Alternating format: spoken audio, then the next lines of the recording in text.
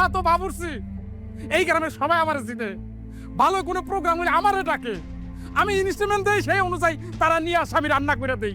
আমি যে প্রোগ্রামের বাবুর্চিগিরি করি, সেই প্রোগ্রামে ও আয়সা হাজির হয়ে যায়।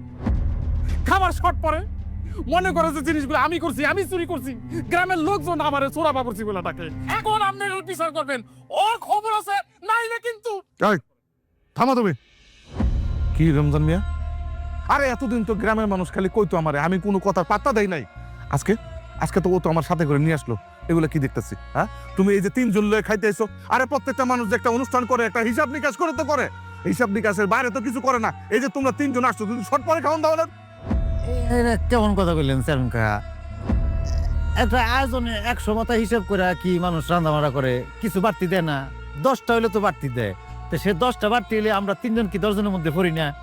আমরা কদ্দুরি খাই, আমার বউ আমার বাচ্চা কদ্দুর খাওয়ার বলবো খাই না আমরা।